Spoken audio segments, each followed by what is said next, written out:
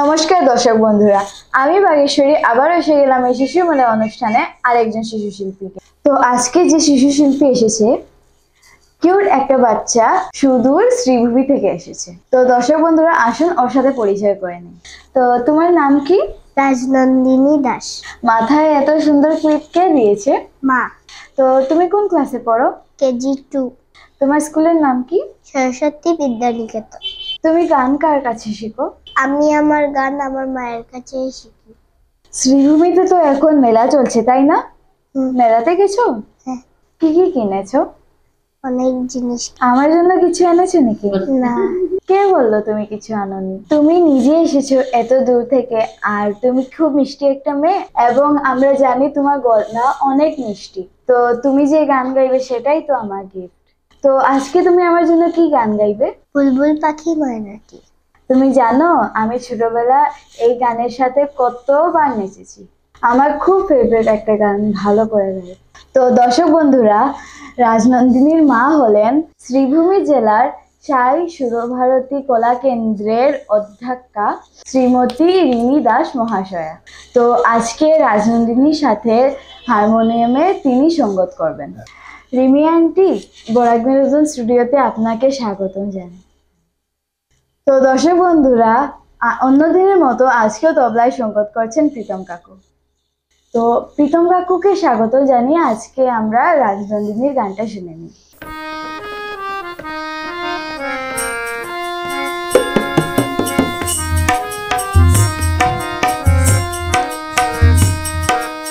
বুলবুল পাখি ময়নাটি আয়না জানা গান শুনিয়ে। বুলবুল পাখি ময়নাটি আয়না জানা গান শুনিয়ে। দূর দূর বনের গান, নীল নীল নদীর গান, দুধ ভাত দেবো সন্দেশ মাখি। বুলবুল পাখি ময়নাটি আয়না জানা গান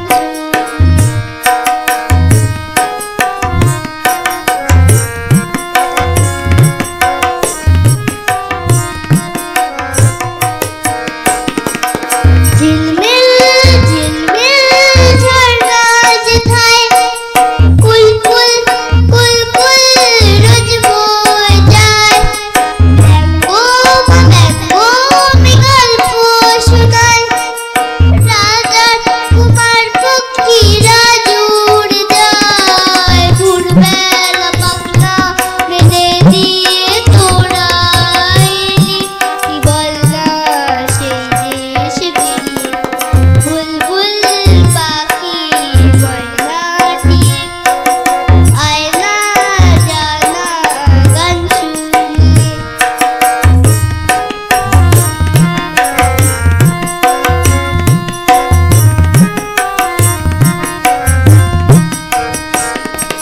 কোন গাছে কোথায় বাসা তোদের, ছোট্ট কি বাচ্চা আছে তোদের। দেবে কি আমায় দুটো তাদের, আদর করে আমি পুষবো তাদের।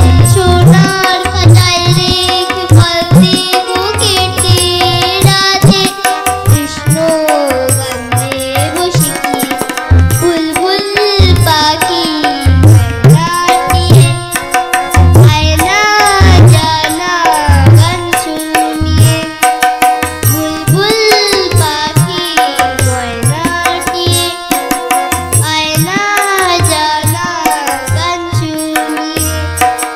দূর দূর বনের গান, নীল নীল নদীর গান, দুধ ভাত দেবো সন্দেশ মাখি। বুলবুল পাখি ময়নাটি আয়না জানা গান শুনিয়ে। খুব ভালো করে গাইলে। Thank you. তুমি এত দূর থেকে এসেছো, তোমাকে একটা রিকোয়েস্ট করবি, তুমি আরেকদিন আসতে পারবে আমাদের স্টুডিওতে? হ্যাঁ। শুনেছি তুমি অনেক ভালো লোকগানও গাও, সেদিন এসে তুমি একটা লোকগান শোনাবে। তাহলে চলো আমরা রিমি আন্টি এবং প্রীতম কাকুকে ধন্যবাদ জানিয়ে আজকের জন্য টাটা বলে দিই। আমরা কিরকম টাটা বলি জানো? না। আমরা একসাথে 1 2 3 বলি, তারপর টাটা বলি। 1 2 3 টাটা।